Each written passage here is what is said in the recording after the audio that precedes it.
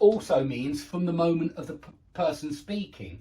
And so I'll meet you in 3 days changes to he promised to meet me 3 days later. But I want to be honest with you and say that a lot of natives don't do that. A lot of natives just do that and keep it the same. It's not correct. They shouldn't do that. And in any written work, I want you to do that. But I know that in speech, natives will often say, he promised to meet me in 3 days. And it does kind of sound a bit weird because it's from the moment of speaking, but I know they do it. And for that reason, don't be too surprised if you don't hear natives always using this later or even the before and earlier.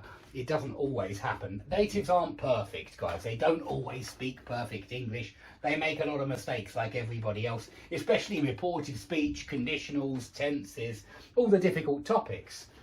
Now, ahead of, I figured we'd quickly finish with this, just because ahead of is interesting in that it can be space or time. Yeah, you remember that throughout is space or time, but across or all over is only space.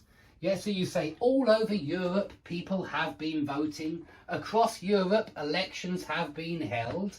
Yeah, so that's just space. You don't say across the lecture, all over the lecture. You say throughout the lecture the student was sneezing or the student has been sneezing, whatever it is. So ahead of is space because ahead of can mean in front of. Yeah, so my mobile phone is ahead of me. It's in front of me. I think we usually use ahead of for people. He was standing ahead of me. But no, you'll often say ahead of me there was something like that. Ahead of me there was a bright light. Ahead of me there was a beautiful mountain. Ahead of me there was, yeah. And that means in front of me.